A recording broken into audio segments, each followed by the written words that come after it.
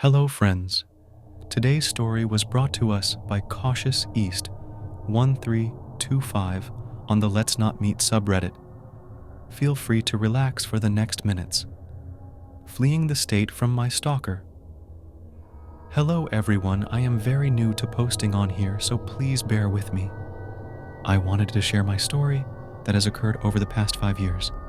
This story is about me, currently 20, and my stalker ex, currently 23. The start of our relationship, 2019-2021. 5 years ago, I met my ex. I'll call him Alex for my own safety. In early to mid 2019, I came across Alex's profile on Instagram and recognized him as a student who attended the same high school as me. I always thought he was attractive, so I followed him on Instagram, and to my surprise, he actually responded to one of my stories. We started messaging on Instagram back and forth, then the both of us quickly found out that we liked each other. We started calling each other and sleeping on the phone. One night, while I had fell asleep on the phone with Alex, I heard his voice coming from the phone, whispering something like, "I would award you," and things along that manner. I thought I was hearing things, so brushed it off and thought I was just dreaming. Eventually, me and him started dating and going on dates. Everything was pretty well except for the fact that when he would kiss me, he would bite me extremely hard, to the point it would make me bleed. I told him multiple times not to do it, but he would always continue.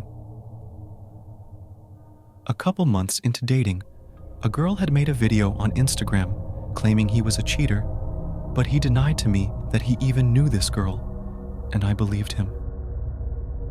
10 months of dating went by, and a friend sent me a screenshot of him being active on Tinder. I immediately broke up with him after that. A couple months later, I started dating someone new.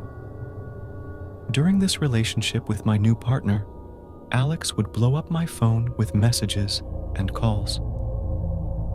I decided to block him. He then started driving past my house every single day.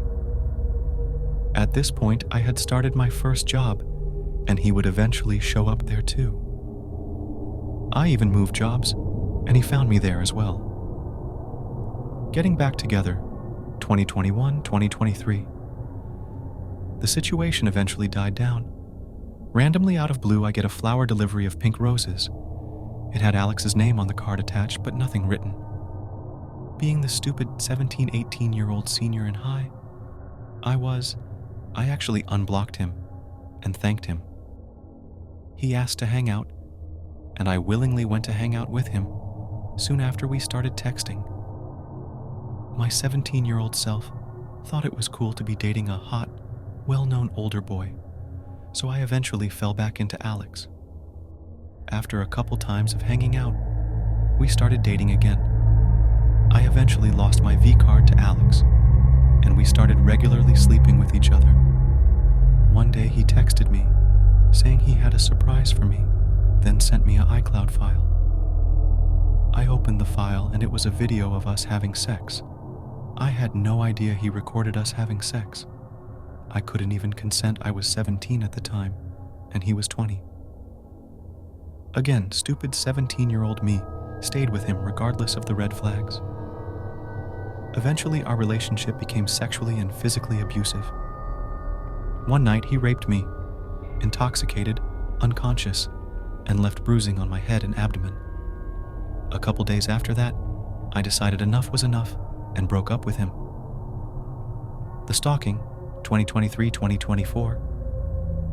Immediately following the breakup, he would constantly text and call me. He would beg for me to see him. I kept denying, but he kept going. He would threaten to come into my house in the middle of the night while I was asleep. This happened for a couple months.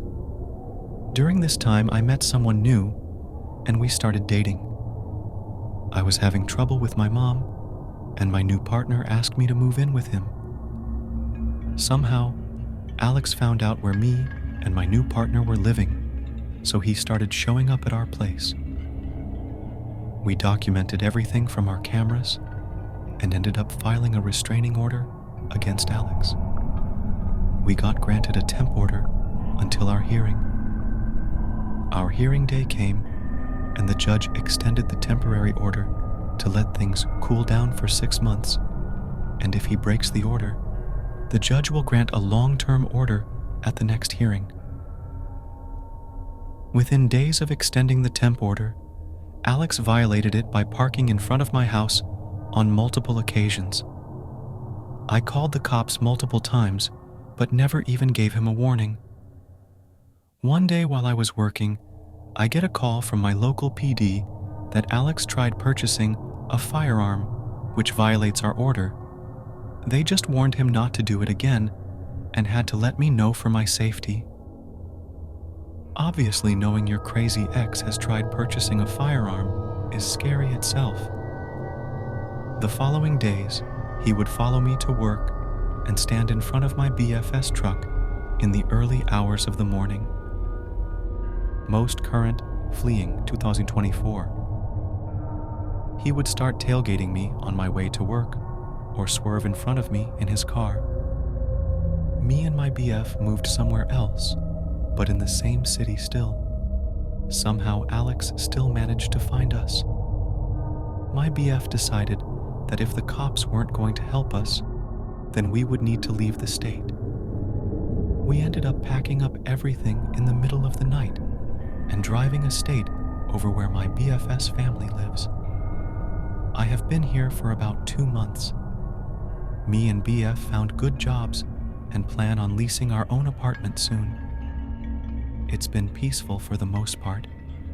However, I still hear about what Alex does back home. He still tells everyone that we are together still, and even posts pictures of me on Instagram. My story is still ongoing, and I left out a lot of details.